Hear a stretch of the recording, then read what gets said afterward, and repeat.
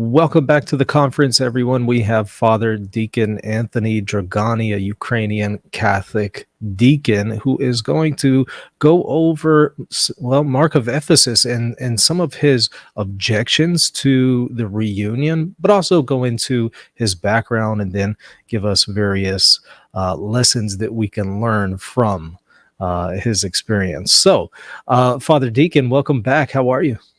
Oh, great, Michael. It's such a joy talking with you. It's an honor to have you for this conference.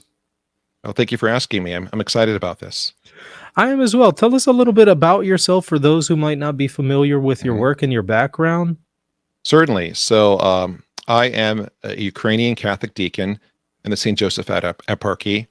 I serve 2 parishes in Pennsylvania, but I'm also a college professor. I teach at Mount Aloysius College in Cresson, Pennsylvania. I have a master's in theology from Franciscan University of Steubenville and a PhD in theology from Duquesne University. And also, when I was studying at Duquesne, I did a lot of coursework at St. Cyril Methodius Byzantine Catholic Seminary, where I was able to really focus on Eastern Christian studies. And, I worked for a while with EWTN as an online theological Q&A guy. And during that period, I answered questions related to Eastern Catholicism. And then I took a lot of those answers over time, kind of refined them, and eventually put together a website called east2west.org. That's east, the number 2 west.org, where I have like an FAQ of frequent questions about Eastern Catholicism. And my whole mission in all of this is to try and raise awareness and understanding between Western and Eastern Christians. Excellent. Now tell us a little bit about Mark of Ephesus' background and his story. Sure. Let me first tell you why I became so interested in this topic. A while back, I was visiting an online, Eastern Orthodox forum. And at this particular forum, there's some really interesting discussions would pop up from time to time. And you have some people on there who are rather extreme, some people who are more moderate, but it was always a worthwhile place to visit. So during one of my visits, I saw this thread come up. And here's what happened. There was a fellow who was a recent convert to Orthodoxy, I think within the last 2 or 3 years. And he had been, absorbing all of the material he could absorb, reading everything he could read. And he had heard great things about St. Mark of Ephesus, the pillar of Orthodoxy. So he decided to begin reading some of Mark's writings. When he began reading the writings of Mark of Ephesus, he was shocked. And he came onto the forum to post about this, that he was having almost like a crisis of faith, because there are many things he had been taught that Orthodox do not believe, many things he had been taught that the Orthodox strongly object to. And when he began reading some of the writings of Mark of Ephesus, he was finding things that went against that. And he was kind of startled and shocked. For example, he'd always been told that the Orthodox strongly oppose, the Catholic belief in purgatory, this idea of a place, not a place, but a state between, death and heaven, and how prayer for the dead is efficacious in that state. He'd been told that that's not what Orthodox believe. He found Mark of Ephesus advocating that position with a sole objection that he did not believe in a literal fire, which Catholicism does not believe in. We'll talk about that later. But he also saw other things in Mark of Ephesus that struck him as being more Catholic than Orthodox, and he was pretty shocked by that. And that caught my attention, because very often today, we're used to certain things being given as the Orthodox party line, and very often these positions are more recent in Orthodoxy. Within the past century, perhaps, they were created in response to or reaction against Catholicism. But when this guy actually read Mark of Ephesus himself, he realized that a lot of the things he'd been told were, Orthodox doctrine really weren't. And that got me intrigued about Mark of Ephesus and made me delve deeper into who he was and what he taught. And I have to say, the more I delved into who he was and what his positions were, I found it really interesting and, in some ways refreshing, but in other ways sad. And the sadness for me was the missed opportunity of that council.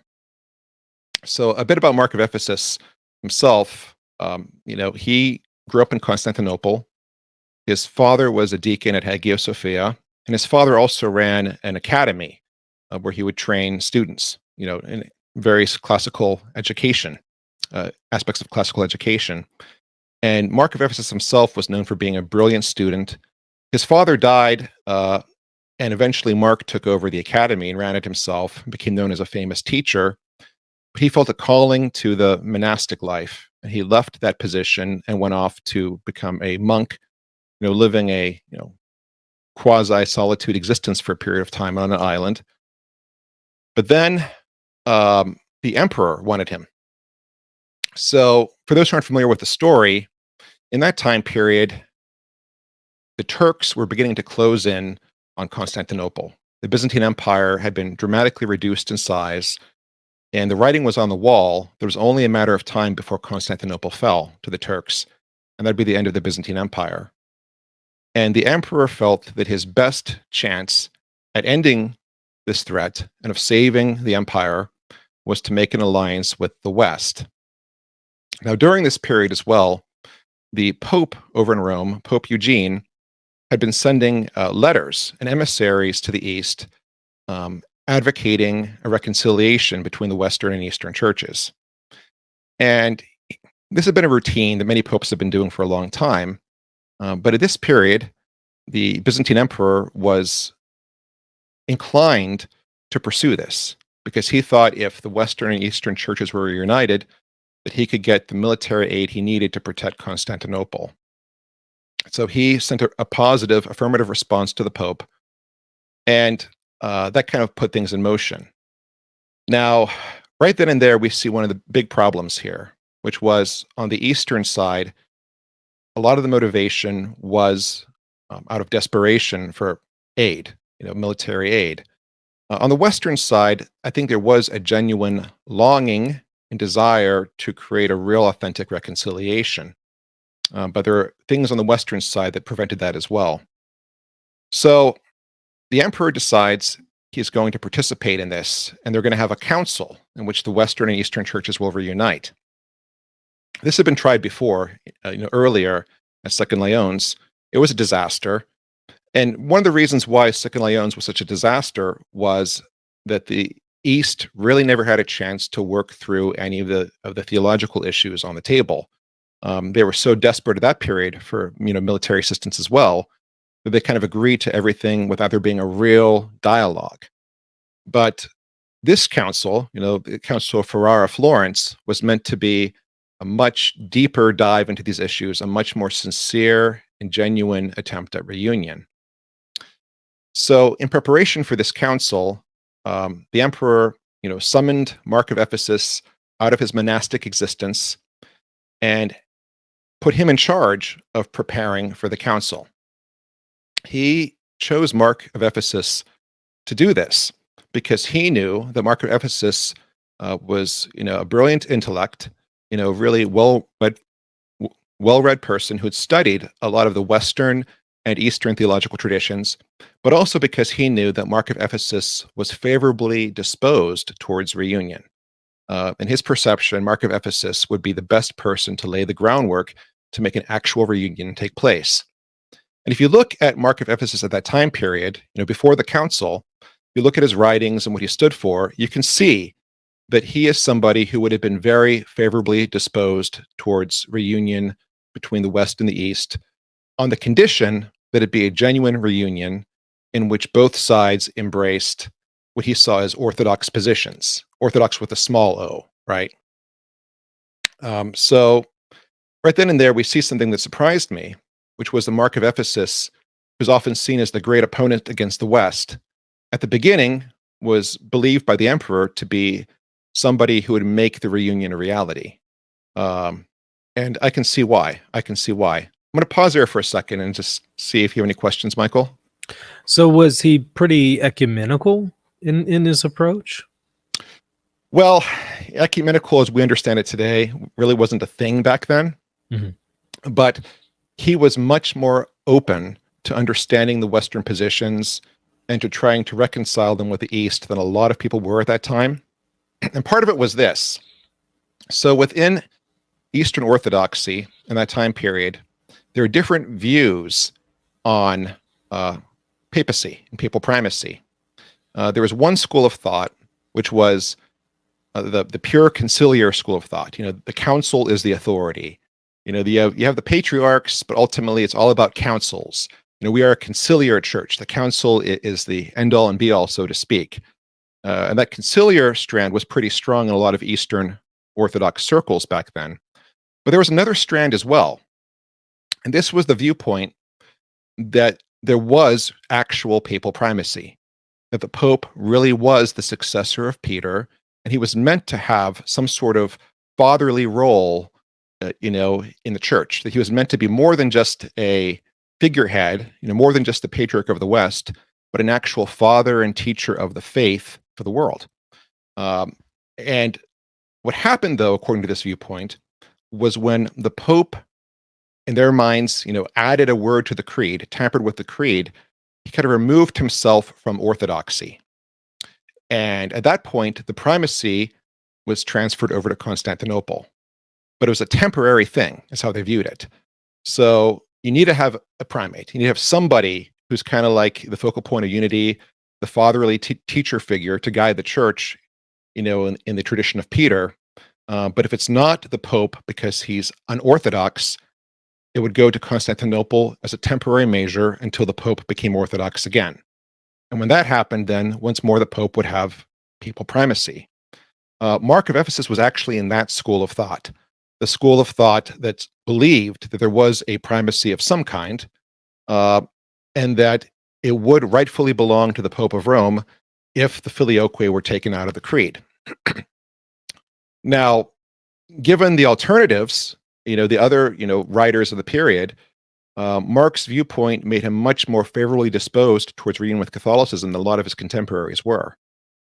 So again, ecumenism as we know it didn't exist then, but because of his viewpoints on this, there was potential there. He is somebody who would recognize the Pope as being more than just, a figurehead, more than just the patriarch of the West, provided they could deal with the filioque issue.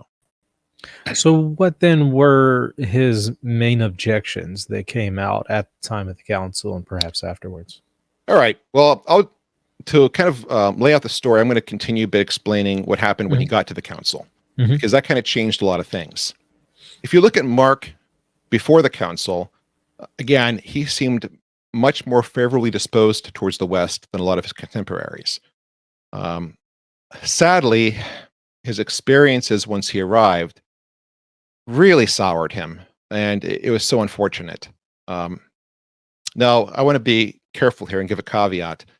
When we look at the Council of Florence and what actually took place, there are like three main sources we can look towards. One is there were acts of the councils written by like Greek delegates.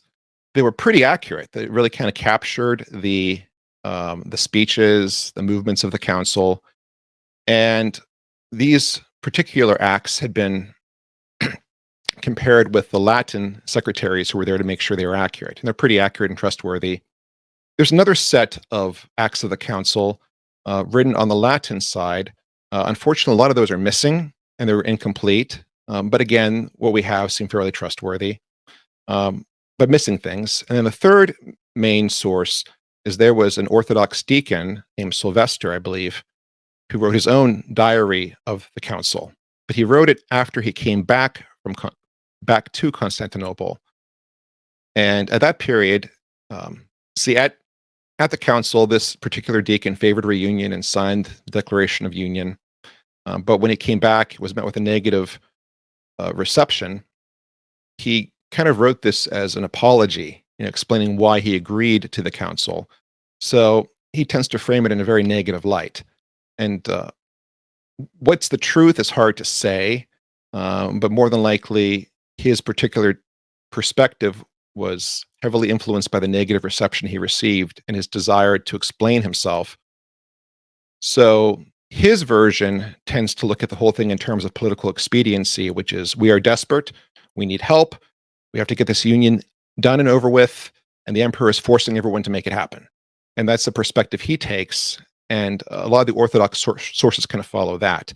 So I just want to be cautious here that when we look at what happened there, it's hard to get a completely objective perspective. But anyway, go ahead, Michael.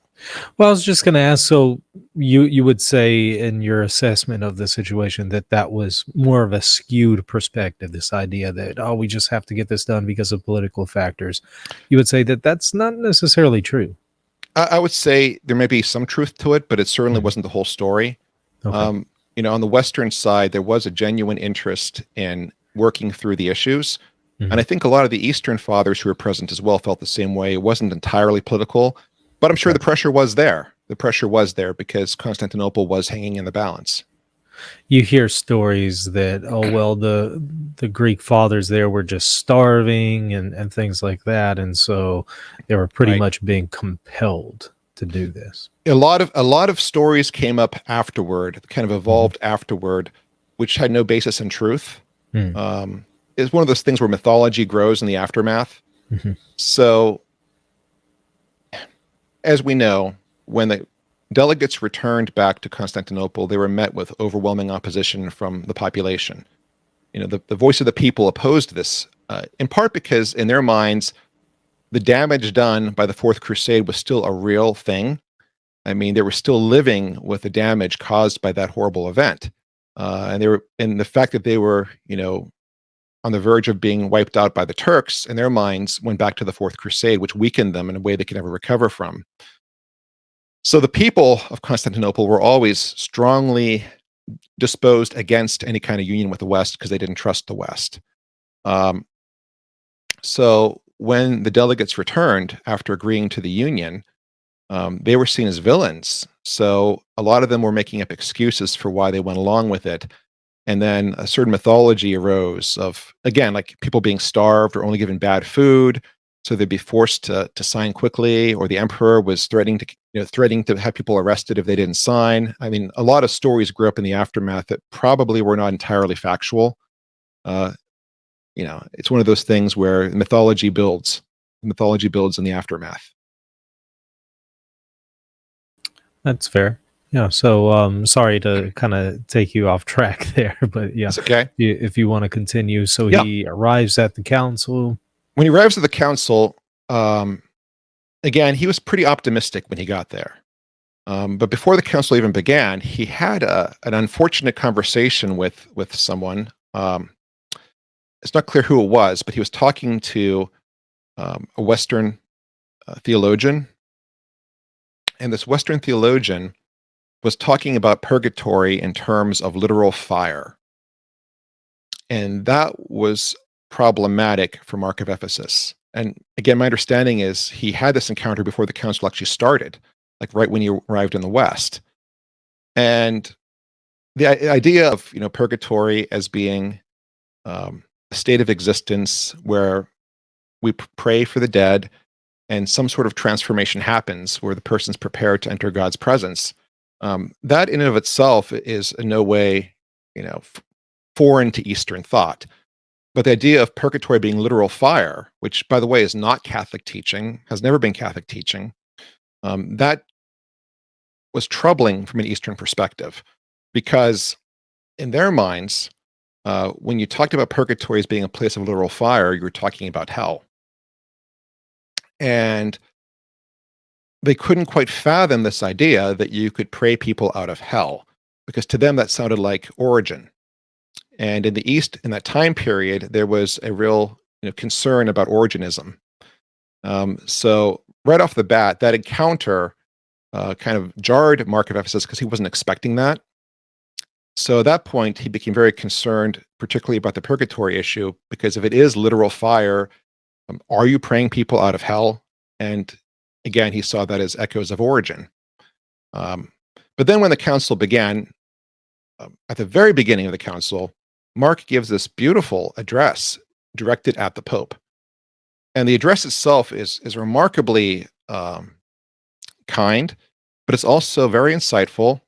And it talks about the Pope as a shepherd. I forget the exact words he uses, but he lays out the idea that the Pope is a shepherd and a father, and he's meant to be, a guide who unites the church and keeps the church together. Um, Very much a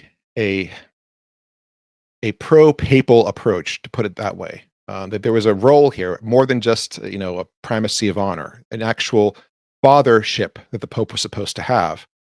But then Mark of Ephesus appeals to the Pope as a father and says, listen, the addition of the filioque to the creed has caused scandal to your children. Remember how, and he talks about how St. Paul, cautioned about doing things that cause scandal, eating certain foods. You may say you have the freedom to eat these foods, but if you do this, it causes scandal for those who are weaker in the faith. Well, he referred to that and then talked about the addition to the creed, saying, listen, this addition made to the creed has caused scandal, has caused division that doesn't need to be there. As a father, if you could resolve this, we could all be united again as one. And it was actually a really beautiful speech. And when you read it, it becomes very clear that he really was there sincerely wanting to end the schism. And that was a really strong note to begin with. And we see from his interactions when he gets there, too, that he really is looking to make progress in this. He has meetings with various, Latin bishops, and he's trying to find a way to end the schism and make genuine union. So I think we can say that when Mark gets there, he wants to end the schism. He really does. But he wants it to be an ending built on a foundation of truth and understanding, not a rushed political thing. So the beginning is strong. Shortly thereafter, though, he begins to run into problems. The big problem is this. Mark of Ephesus was very devoted to the works of St. Gregory Palamas. And the Dominicans had a real problem with St. Gregory and his theology. I don't want to get into the whole thing about essence and energy, but that kind of contradicts some of the things that Thomas Aquinas speculated about. But many of the Dominicans came to see Palamism as a type of enemy, as a type of threat. And a lot of the bishops at that council were Dominican. And they saw Mark of Ephesus as being kind of an embodiment of Palamism, because he had written a lot on St. Gregory of Palamas in the past. So even though, Palamism and that whole issue was never on the agenda for the council, and it was never really discussed at the council, they would take digs at it periodically. Some of these bishops in particular would never miss an opportunity to take a dig, at Gregory Palamas, and they'd always direct them at Mark. And very quickly, Mark began to feel that he was being attacked, that some of these people were not there with good intentions. And that immediately began to sour him. That kind of changed his approach. At a certain point, he remarks that some of these people seem to want to argue for the sake of arguing. That really bothered him. He felt they should be there to end the schism, to really find genuine unity, not to show off rhetorical arguments. So this whole, Dominican versus Palamism thing that was not officially at the council, but was kind of overshadowing certain things, that began to move him in a more cautious direction. But then it got worse. So back then, there was no textual criticism like we have today. Today we're very good at looking at different texts, different editions, and seeing what's authentic and what may have been later edition and whatnot. But back then, that wasn't really a discipline that people studied. And the Western Church in that time period was somewhat worse at this than the Eastern Church was. So at this council, some of the Western fathers begin to pull out these texts, claiming that the filioque was part of the original creed. And they had different codexes they'd bring out and stuff. And they began accusing the East of changing the creed. Only a few of the Western fathers were doing this, but probably the worst offender, or one of the worst, was Andrew of Rhodes. And Andrew of Rhodes, he was a convert. He actually had been raised Orthodox, had become Catholic, had become a Dominican, and become a fierce enemy of Palamism. And he never missed an opportunity to take a dig at Mark. Never. And it seemed very, very uncharitable, some of the things he said and did at the council.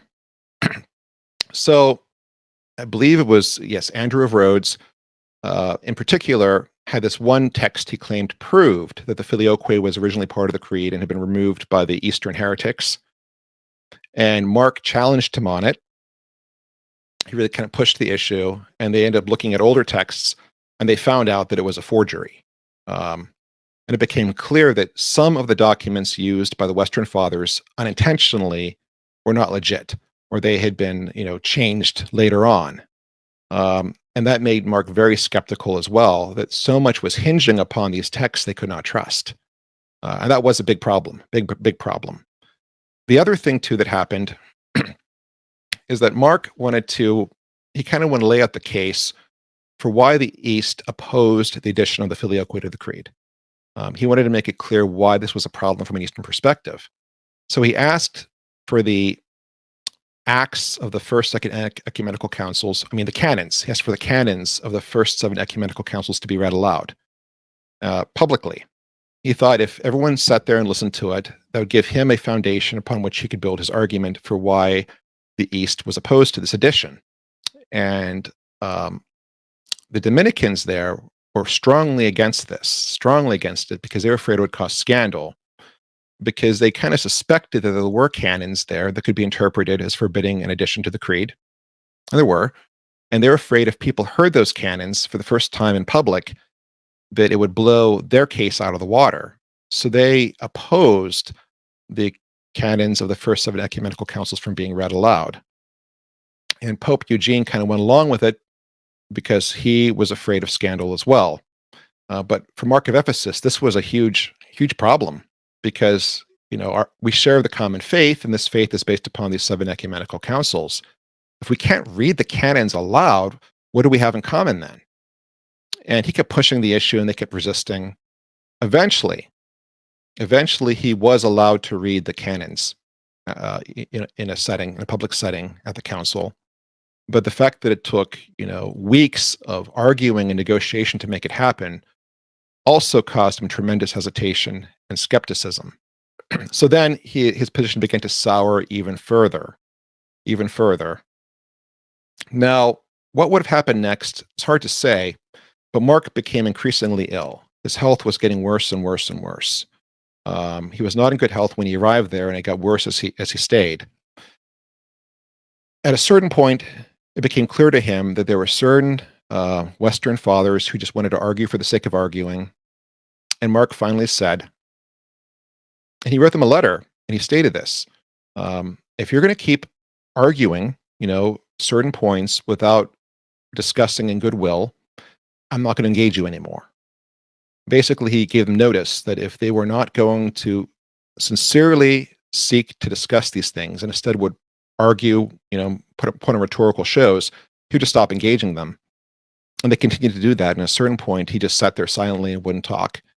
And then eventually he went off to his quarters and stayed pretty much in solitude for the rest of the council. So a lot of the key issues that needed to be discussed happened without him being present, because at that point his health was bad, but also he kind of gave up. He felt he wasn't making progress, and for him this was a sad thing. He was very optimistic when he got there, and by the time he left, he was very, very pessimistic. Finally, as the council was wrapping up, it became clear that Mark would be the only Eastern delegate who did not sign the Declaration of Union. And the Pope asked to see him. So the account that I read goes like this. So Mark was told to go meet with the Pope privately. And he goes back to the papal chambers, and he finds that the Pope is kind of, back in his living quarters and just kind of sitting down casually, without all the regalia, without all the, pomp and circumstances, kind of just hanging out in his living quarters. And he has Mark sit with him, and they have a chat, a discussion. And at first, the Pope is trying to persuade Mark to sign the union, but Mark he feels that things just aren't resolved. It's premature.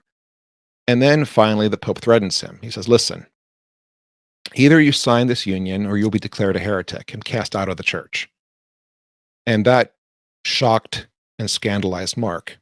He made a response, which is interesting. He said, when I first got here, and I addressed you and we talked, we seemed to agree that we shared the common faith. my position hasn't changed. So many months ago, you agreed we had the same faith. Now that same faith would be declared heretical. That doesn't make sense. And the Pope kind of backed off at that point. But again, that threat that he received made him even more predisposed to reject and fight against the Union. So when the council was over and the delegates returned back to Constantinople, again, they were met with extreme opposition from the general population who did not trust the West, who did not trust the Latins. Mark was the only one who had not signed the Declaration of Union, so many of the people began to see him as a hero and as a champion for that reason. But Mark, at that point, wasn't necessarily looking to create problems. What he wanted to do was go to Mount Athos, return to a monastic life again. He actually had never really been a bishop for very long, because what happened was, before the council began, the Metropolitan of Ephesus died, and the emperor made him, against his will, he kind of objected to it, but the emperor made him the Metropolitan of Ephesus to give him extra standing for the council, but he'd never really been there as a shepherd, so to speak. He really kind of wanted to go back to the monastic life initially, but then it became clear he wouldn't be allowed to, so he went to his see at Ephesus. At a certain point, he's arrested by the emperor, and he's imprisoned for 2 years. And that just makes him super bitter and super indignant that what was meant to be a council of unity results in him being arrested for standing up for the faith. So at that point, he goes into full opposition against the Union, and he writes a very powerful encyclical which lays out his case. And I'll get to that in a moment because it's an important document to look at. But I think we can see that there was Mark of Ephesus before the council, at the beginning of the council, who was somebody who was predisposed towards ending the schism, a person who was very reasonable in trying to work through this. And then there's Mark of Ephesus after the council, who'd been threatened by the Pope, who had been arrested by the emperor, who sees it as his obligation to end what he regards as a false union and as a betrayal of the faith. Someone just pause there for a second, take a drink, and let you talk for a bit. Sounds like he really got the short end of the stick from a lot of these events, right? Absolutely. Assuming these accounts are accurate, right? It really sounds like he kind of got the short end of the stick, so it's somewhat understandable. Yeah. And I'm super sympathetic with him, like majorly sympathetic with him. I mean, if I was in his situation, I'm not sure how I would have reacted, but it was not what it could have been. And I would say the whole experience was an epic missed opportunity.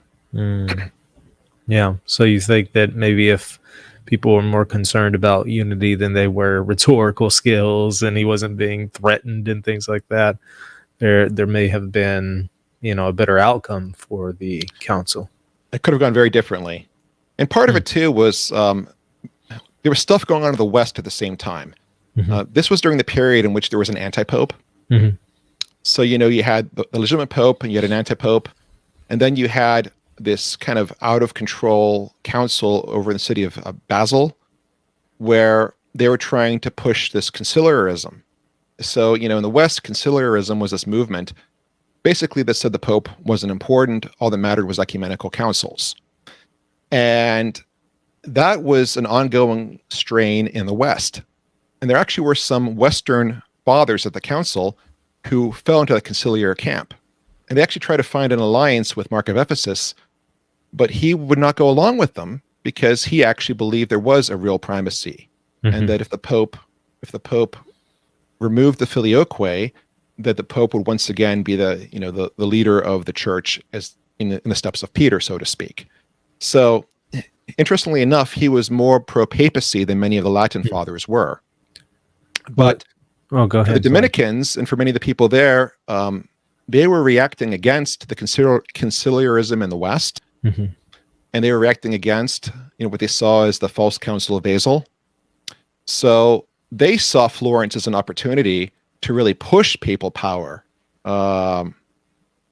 They were interested in addressing a question that had vexed the West about the papacy, and they answered it from a Western perspective. but they were so focused on doing that it actually hurt relations with the East. Sounds like that Mark of Ephesus believed at least that the Catholics had valid orders. To speak to the Pope this way, to see the Western Church this way, it seems like he's assuming that, which I want to say some Orthodox struggle with that and believe that some Catholics may not have valid orders. Yeah, that is an interesting thing. So again, if you look at his opening address, the way he addresses the Pope, the way he talks to him, he's not treating him as a heretical layman. He's addressing the Pope as a father, as a spiritual leader, somebody who has a position of real gravity in the church. So at the beginning of the council, I think it's fair to say he would acknowledge, the orders in the West. After the council is over, after he's arrested, after he's basically persecuted, at that point he begins to refer to the West as heretical. And at that point in time, he takes on a much more extreme anti-Western perspective, which is sad, a little bit understandable, but sad. So post-council Mark of Ephesus seems to take a very negative view towards the Latin Church, but pre-council and early council Mark of Ephesus seems to be much more favorable.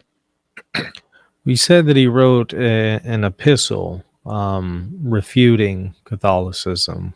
Tell us a little bit refuting about the that. Union specifically. It was against the Union. Yeah, let's hear a little bit about that.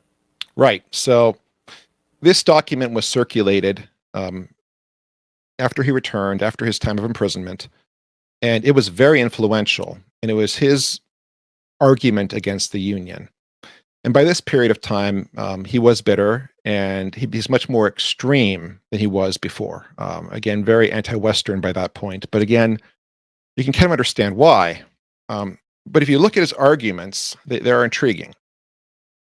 So one of the arguments he makes, and there's several, is about the filioque. His main concern is that it was an addition to the creed, and there had been an agreement that the creed should never be altered.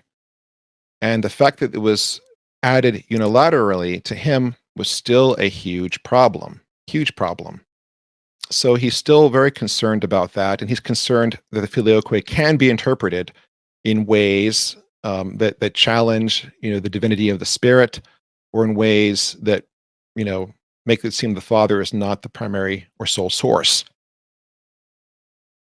So he still has a lot of concerns about the filioque. But he goes further.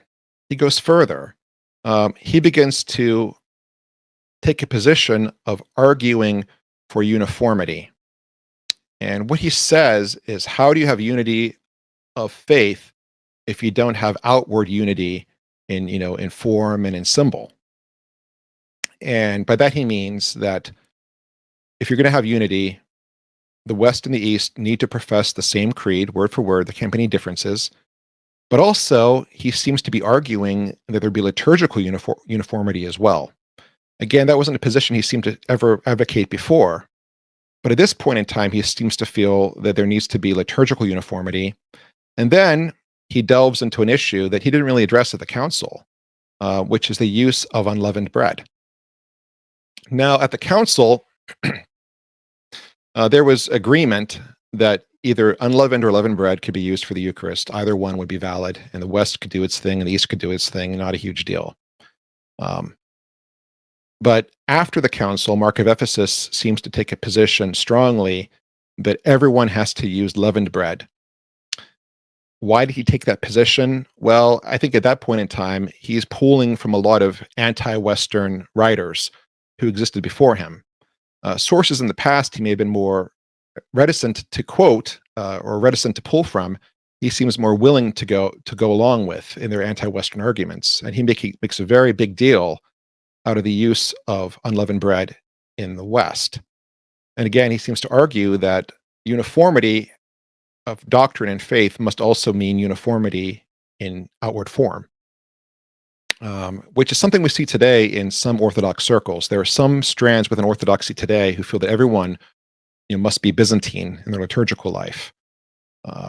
Not all Orthodox feel that way by any means, but there are some very loud people on the internet who seem to think that way.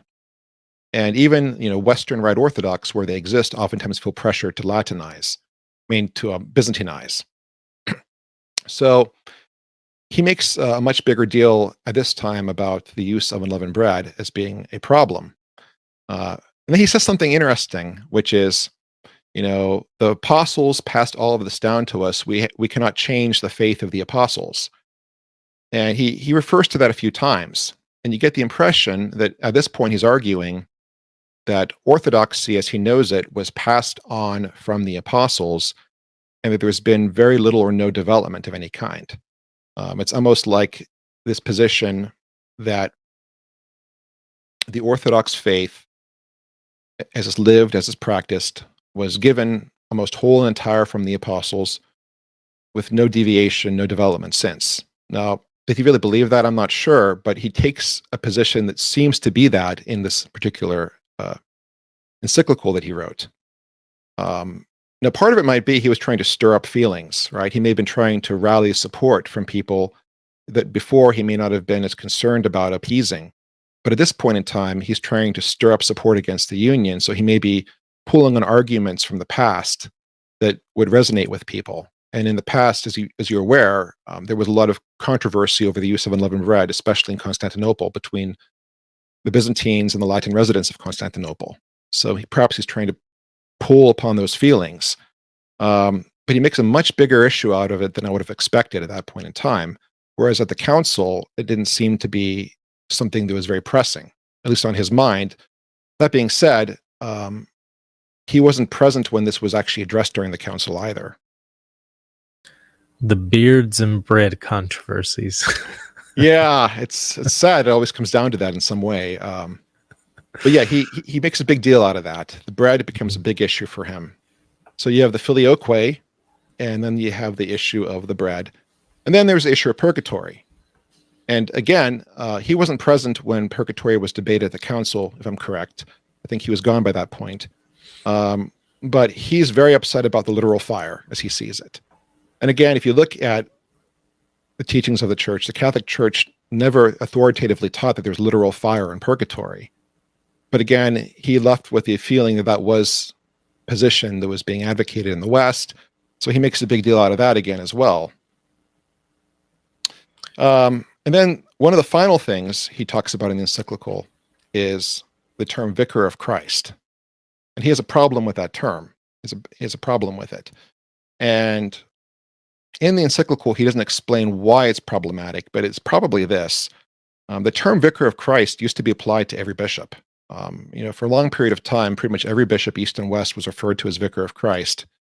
At a certain point in the West, it began to be used primarily for the Pope to the exclusion of other bishops. And Mark has a problem with the Pope being called the Vicar of Christ in the sense that he has this position that other bishops do not. And at that point in time, he seems to be much less favorable towards the idea of papal primacy. And then he talks about how the Pope supposedly is the Vicar of Christ, but he has an antipope, and this caused all these problems, and it's clearly not working for them in the West. So he might be referring there to the fact that when he came to the West, he saw how divided the Western Church was in and of itself, and all this fighting over popes and anti-popes and papal primacy versus conciliarism, and that kind of made him hesitant to think favorably of the papacy after seeing how badly it seemed to function in the West in his experience. So that's an issue for him as well. Yeah, which is interesting, because today we tend to think that the papacy is a really strong unifying principle, but I suppose back then that would have been a little less clear. Yes, especially at one point they had three so-called popes rivaling each other, and they were all excommunicating the followers of the other. And in one of his writings, Mark of Ephesus addressed that and said, supposedly everyone in the Western Church is excommunicated because there are these rival popes excommunicating the followers of the other. So if you follow this logical conclusion, everyone's excommunicated. So he was very, very put off by all of that. Of course, we know that really there's only one pope during that period, right? But back then it wasn't necessarily clear to everyone. Yeah, that certainly makes sense. So, what would you say are some lessons that we could learn from this? Especially when considering working towards reunion. Yeah, yeah. I think that's the big question here. What can we learn from this? How can we not repeat this mistake? First thing we should take away from this is that no reunion will ever work if it's from the top down only. There needs to be mutual respect and understanding from the bottom up. What I mean is, you should have a situation where the faithful, the faithful who are the bulk of the church, understand why the union is taking place and appreciate each other, East and West, as brothers and sisters. I think that needs to happen. Whether or not Mark of Ephesus was present at the Council of Florence, I don't think the union would have lasted either way, because there was so much opposition to it on the ground level. So that's probably the main takeaway here. Any kind of reunion needs to involve people on the ground level. It can't just be a union of hierarchs without popular support from the laity on both sides. That's the most important lesson, I think. But other lessons to take from this is, any union that takes place cannot be rushed politically. And the fact was, towards the end of the Council of Florence, the emperor was feeling pressure. Turks were moving in, and he felt he had to take action quickly. So he did kind of rush things at the end. If the sources are to be believed, he did rush them.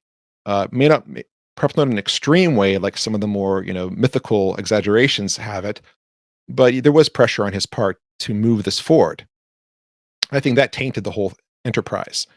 And that caused people like Mark of Ephesus to say that the faith had been sold. And that was one of his most powerful complaints. The faith was sold. What did he mean by that? Rather than working through a union on genuine terms, people were willing to agree to anything for material benefit. In this case, the material benefit was military assistance. But still, in his mind, the faith should never be sold. It should never be up for sale. And I can see that point. I can see it. So any union that takes place should not be politically rushed. That's a key thing as well. Now, regarding some of the more specific things. So on the point of purgatory, I think it's clear that the differences between East and West on this are not that large today.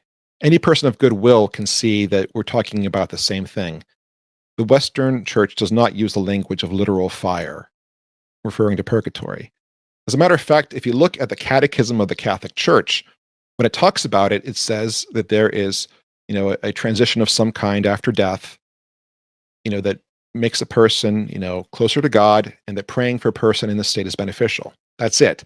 Really, the Eastern perspective and the Western perspective as laid out in the Catechism of the Catholic Church are very, very, very close.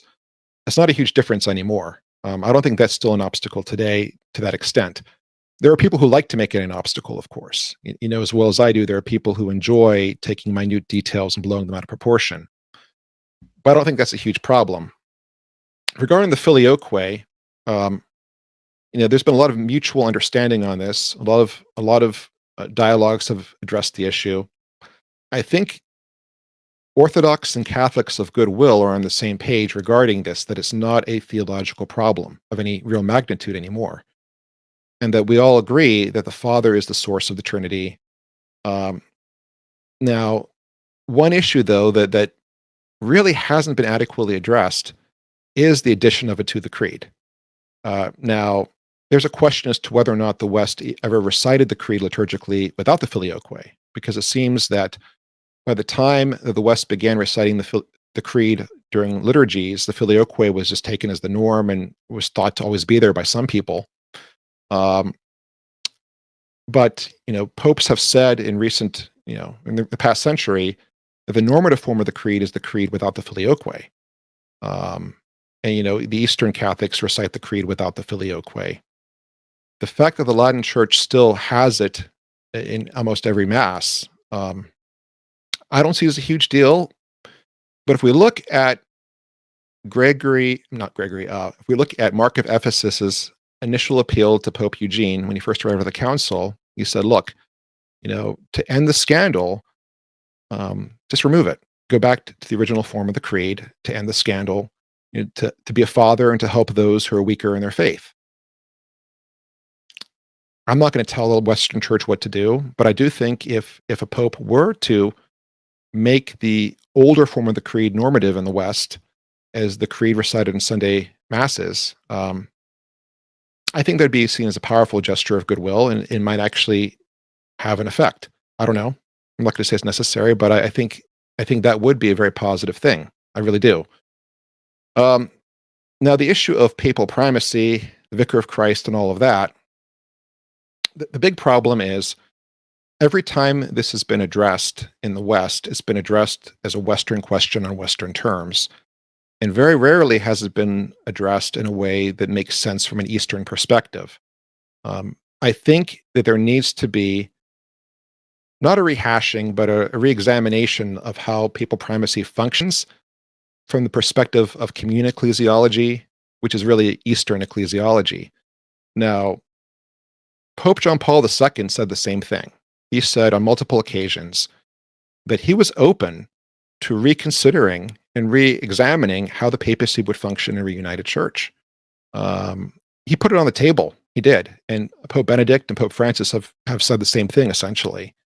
So I think there would be a worthwhile discussion between the East and the West as to how can we understand papal primacy in a way that, on one hand, acknowledges it as being more than just a primacy of honor, but something of real service to the church. But on the other hand, looks at it in terms that make sense from Eastern ecclesiology, because it can make perfect sense from Eastern ecclesiology if you look at it from the right angle with the right language. Unfortunately, far too often it's been looked at from the perspective of monarchy. It's been treated like a monarchical, dictatorial position, which goes against not only Eastern ecclesiology, but really the ecclesiology of the first millennium. And I think we kind of need to move away from that and look at it from another perspective. I think that also would be a huge step in the right direction. Do you think it would require the Catholic Church to abandon the First Vatican Council, or do you think that no, the First Vatican Council could be maintained, but it just needs to be properly explained? I think the latter. I think it could be maintained if properly explained. I always look at it like this. Whenever we're delving into these kind of dogmas and doctrines, we're looking at mysteries of the faith, and we only ever see a little portion of them. And I think any person of goodwill would realize that Vatican I was not complete. Vatican I made a statement that was important at the time, but it was not complete. And the church has never claimed that it is the complete, final, full perspective on that question, right? So I think it is very possible to look at Vatican I and to put it in a larger context in a way that, on one hand, yes, you do have the papacy with the ability to intervene when necessary, right? I mean, historically, there were cases where Western hierarchs were at each other's throats and the Pope had to take action to fix things. And no one can argue that that's true. That's happened. So I think it's possible to take, Vatican I's understanding of the papacy and frame it as a role of service. The Pope has a specific ministry of service, and to do that service, he needs certain, for lack of a better word, powers, right? There need to be certain things at his disposal to carry out that role of service. But at the same time, on the same hand, or the other hand, I mean, we should look at this, that it's not the only way of understanding the papacy, that there is more to it than that. And I think one thing that could be considered, I think this is an important thing, is there's been a real tendency to put so much of the papal powers verbally in the context of the man, the Pope. And I think it makes a lot more sense if we talk about the church being infallible. It's the church that's infallible, and the Pope in his office, is one of the ways in which the church's infallibility is exercised. I think moving the focus from the Pope as a person to the church and understanding the Pope's role in the context of the church and the church's infallibility, completely in harmony with Vatican I, but it makes a whole lot more sense from an Eastern perspective. Any parting words for us? Yes. So I personally am more optimistic now than I have been in years that there might be some sort of progress in ending this stupid schism. And I'm going to call it that. It's a stupid schism. It's ridiculous. It really is. And so much of it's maintained by people making mountains out of molehills. I'm strangely optimistic that we might actually be making progress. That may seem strange for me to be saying that with looking at what's going on in the world today. But I have more hope than I've had in a long time for various reasons. But I would say that if we do move forward, if there is an opportunity to actually end the schism, we need to make sure that things are really fleshed out, that there's mutual understanding and respect on both sides, and that it's not rushed. And again, finally, I can't emphasize this enough. The Eastern and Western Christians on the ground level, the people in the parishes, so to speak, need to understand and appreciate each other. If reunion were declared today, and the internet were still full of Westerners and Easterners who completely misunderstood and hated each other, I'm not sure how well it would stick. I'm not. There needs to be a mutual understanding and respect on the ground level as well. I think that is really, really crucial. Point well made. Thank you so much, Father Deacon, for doing this. We really, really appreciate you. Oh, I've enjoyed this, Michael. It's always a joy. Everybody, thank y'all for watching, and stay tuned for our next contributor here coming up shortly. We'll see you later. God bless.